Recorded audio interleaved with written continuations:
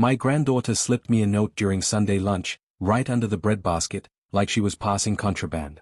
Her hand shook. Not a little tremor either. A full-body fear trying to escape through her fingers. She didn't look at me when she whispered, "Check the attic. Box 47. Before tonight." I unfolded the paper under the table, using my napkin to hide it. And I felt my throat tighten, because the note wasn't written on normal paper. It was written on my late wife's old stationery.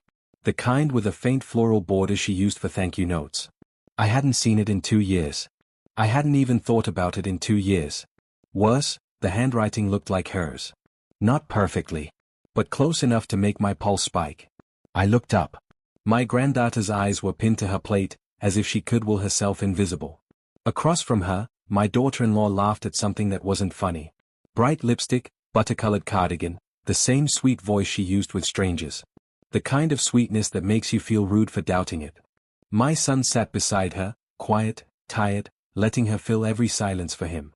Then my daughter-in-law said, still smiling, "Tonight needs to go smoothly." She said it like she was talking about dessert. My name is Declan Mercer, and I'm 68 years old. I've lived in the same Winnipeg house for 42 years. I built the shelves myself.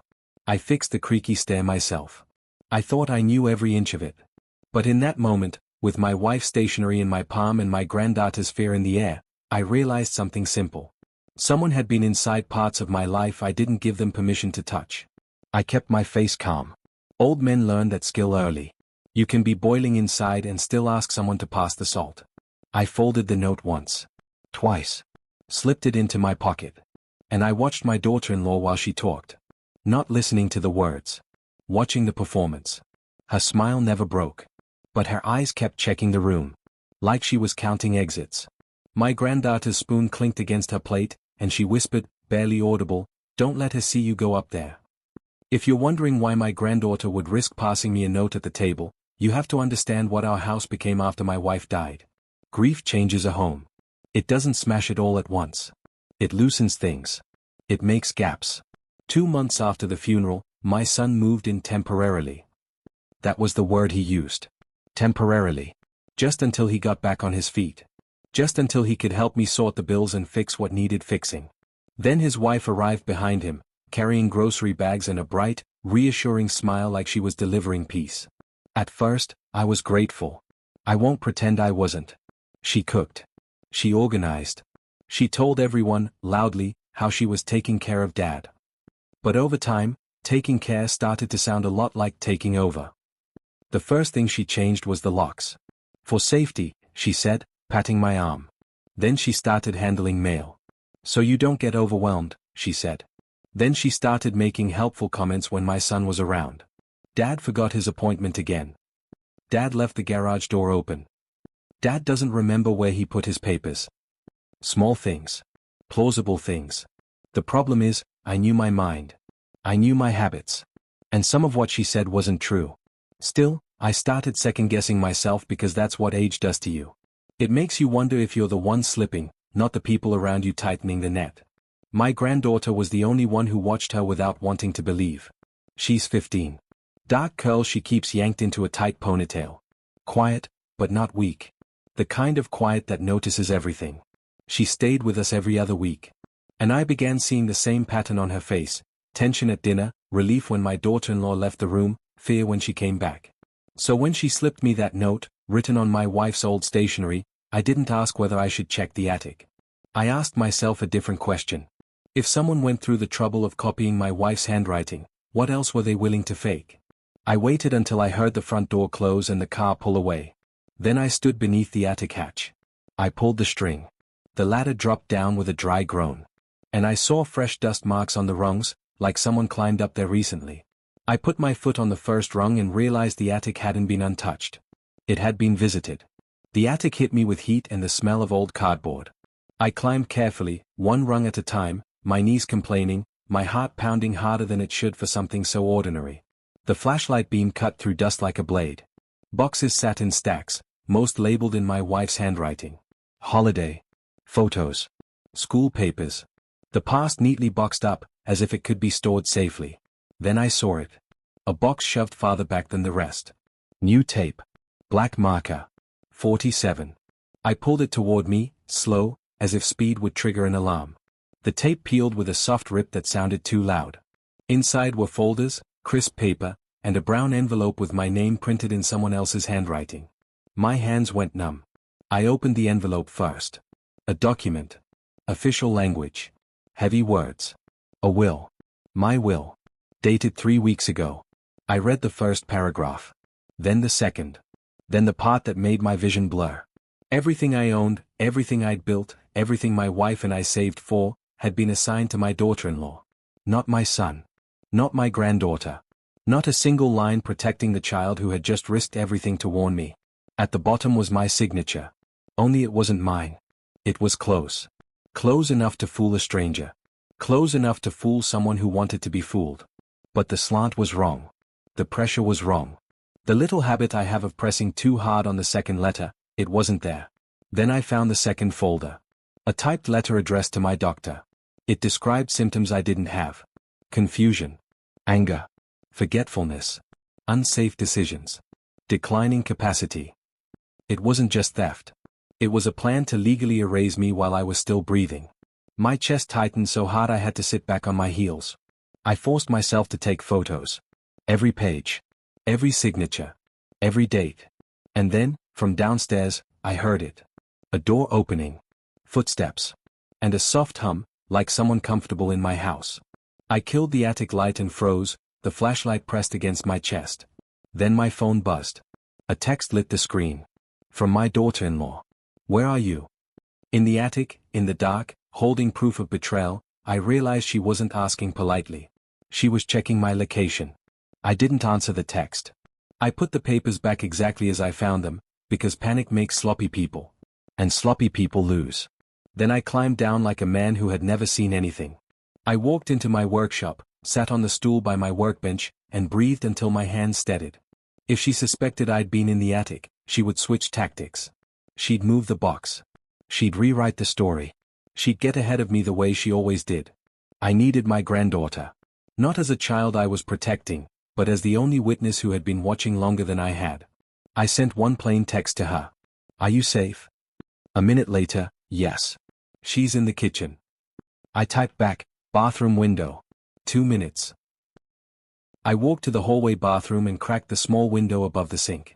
Cold air rushed in. The yard was quiet. Then my granddaughter appeared outside, moving fast, shoulders tight, ponytail swinging like a rope. She looked up at me, eyes wide and alert. Grandpa, she whispered. I kept my voice low. Tell me how you knew. She swallowed. Last week I heard her in the attic. She told me not to come up. I waited. Then I saw her carrying a box down. She thought I didn't see. My stomach tightened. Why the note today? Her voice dropped even more. Because tonight she's having people over. Her brother. And someone she called a witness. I heard the word notary. Notary. My mouth went dry. She keeps telling Dad you're slipping, my granddaughter said, and her voice cracked on the last word. She says you can't manage your own stuff. That hurt more than the forged will. Because it meant she wasn't just stealing from me. She was turning my son into a mouthpiece. I leaned closer. Listen to me. Don't drink anything she hands you. Don't eat anything she insists on. Be normal. Don't scare her. My granddaughter nodded hard. I've been doing that. Then she said the sentence that made my spine go rigid. She told Dad, once he signs tonight, it's done. I closed the bathroom window, locked it, and realized before tonight wasn't a warning. It was a countdown.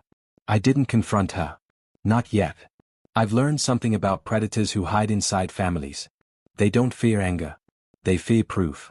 So I called someone I trusted. Not the police. Not yet. A retired notary named Maris Delane who'd handled paperwork for my wife and me years ago. The kind of woman who could read a document like a doctor reads a scan. I told her the facts only. The box. The forged signature. The doctor letter. The notary coming tonight. Maris didn't interrupt. When I finished, she said, Declan, this isn't just fraud. This is a capacity trap. They want you quiet and compliant. What do? I asked. You don't blow up, she said. You don't accuse. You build a clean chain of evidence. And you get a witness they didn't plan for. My throat tightened. I already have one. My guess is they'll try to use her as their witness, Mira said, and the calm in her voice made the warning sharper. They'll frame it as family helping Dad. I looked toward the kitchen where I could hear my daughter-in-law moving dishes like nothing in the world was wrong. I need to stop tonight, I said. You need to let tonight happen, Mira corrected, but on your terms. She explained the plan in simple steps. 1. Keep them talking. 2. Ask innocent questions that force contradictions. 3. Record the moment they pressure you. 4. Demand to see the attic box in front of the notary. 5. Do not be alone with her. Not for a second. Then Mira said, I'm coming. I swallowed. You can't just show up. I can, she said. Not as your notary. As your witness. I hung up and sat perfectly still for a moment, listening to my own house. And then I heard my daughter-in-law's voice from the hallway, sweet as syrup. Dad? Could you come here a second? I walked out, calm-faced. She smiled at me like she owned the air. Just a little paperwork tonight, she said. Nothing to worry about. And in that moment I understood. Tonight wasn't about papers. Tonight was about power. As she turned away, I saw her phone screen light up with a message preview. On my way. Bring the documents. By 6:40 p.m., the living room looked less like a home and more like a stage. The coffee table had been cleared and wiped so thoroughly it shone. A neat stack of papers sat in the center, clipped and squared like they'd been rehearsed. 2 pens lay side by side, identical, as if choice itself was an illusion. Celeste wore the same butter cardigan she'd worn at lunch, but now the lipstick was fresher, brighter, like she'd painted on confidence. My son, Gareth, sat on the couch with his shoulders rounded, eyes tired, hands folded like a man trying not to make trouble. Eloan stood at the edge of the hallway, her dark curls pulled tight into that ponytail, her fingers gripping the banister as if it could keep her steady. Then the doorbell rang. Celeste opened it with a smile so practiced it barely touched her face. A tall man stepped in first. Mid-30s. Shiny shoes. The kind of handshake that tries to dominate before words start. Celeste's brother, I assumed. He didn't introduce himself to me. He nodded like I was furniture. Behind him was an older man with a leather briefcase and a polite, cautious expression. This is Mr. Hanley, Celeste said brightly. He's a notary. Mr. Hanley's eyes took in the room. The papers. Gareth's posture. Eloan in the hallway. Then he looked at me with the careful gaze of someone measuring whether I understood where I was. We just need Dad to sign a few documents, Celeste said. To make things easier. To avoid confusion later. Confusion later. That was the word she always used when she wanted control. Gareth cleared his throat. Pop, it's just, you've been stressed. Celeste thought this would protect you. Protect you. I felt something hard settle in my chest. I sat down slowly, like I had all the time in the world. All right, I said, mild. Walk me through it. Celeste slid the first page toward me. It's straightforward. Her brother leaned forward, elbows on knees. We'll keep it quick. I looked at the signature line. My name printed neatly beneath it. Then I glanced up and asked softly, who's witnessing this? Celeste's eyes flicked, just once, toward Eloan. There, she said, too fast. Eloan can. Eloan went very still. I heard the faintest inhale from her, like a swallowed cry. And I realized their plan wasn't just to erase me. It was to make my granddaughter help them do it. Celeste turned to Eloan with that sweet voice and said, Come here, sweetheart. I need you close. Eloan took one step forward, then stopped, like her feet suddenly remembered they belonged to her. I felt my face stay calm while my mind moved quickly. If Eloan became their witness, they'd twist her into their shield. Later they'd say, even the child agreed. They'd trap her inside the lie. So I made my voice gentle, even grateful. Before we pull her into this, I said, I want to understand what I'm signing. Celeste's smile tightened at the corners. Dad, it's just paperwork. Then it'll be easy to explain, I said. Mr. Hanley cleared his throat. It's best practice, sir, that you confirm you understand the documents. Celeste's brother shifted, impatience leaking out of him. He understands. He's just dragging it. Gareth finally looked up. Pop, can we not do this tonight? There it was. The soft pressure. The family tone. The polite shove. I slid the papers back toward Celeste. Who drafted these? My friend helped, she said. What's your friend's name? I asked. A beat too long. Then, it doesn't matter. It matters, Mr. Hanley said quietly, and his pen hovered above his notepad. Celeste pivoted fast. Dad, you've been forgetting things. We need something official in place. I nodded slowly, like I agreed. Then I asked, if I've been forgetting things, why hide my will in the attic? Silence dropped hard. Gareth blinked. What? Celeste laughed, one sharp burst. Dad, what are you talking about? I kept my eyes on her. Box 47. Her brother's head snapped up. Mr. Hanley's eyebrows lifted just slightly, the way professionals react when a room shifts. Gareth stared at Celeste. What's he talking about? Celeste's smile didn't break, but her voice cooled. Dad's confused. There is no box. I leaned back, hands steady on my knees. If there's no box, I said, then you won't mind bringing it down right now. Celeste's brother stood. No. That's ridiculous. I turned to Gareth. Son, if I'm confused, prove it. Go upstairs. Pull down box 47. Let the notary see for himself. Gareth hesitated, caught between the woman he married and the father who raised him. Eloan's eyes found mine for 1 second. Please. Gareth stood up slowly and said, Fine. I'll go get it. Celeste's face went white. The attic ladder groaned when Gareth pulled it down. That sound hit the room like a warning bell. Celeste rose halfway from her chair. Gareth, don't. It's filthy up there. He'll hurt himself. Gareth said, and his voice finally sharpened. I'm going up, Celeste. Her brother stepped forward. This is a waste of time. Mr. Hanley didn't move. He just watched. Quiet. Alert. Eloan stayed near the hallway, rigid, ponytail tight like a knot she couldn't untie. Gareth climbed. 1 rung. 2. The house settled around us. I could hear the faint scratch of cardboard shifting above. Celeste paced 2 steps, then stopped, hands clasped, smiling at nothing. When Gareth came down, box 47 in his arms, he looked like a man carrying something heavier than cardboard. He set it on the coffee table. The room changed. Even the air felt different. Celeste swallowed.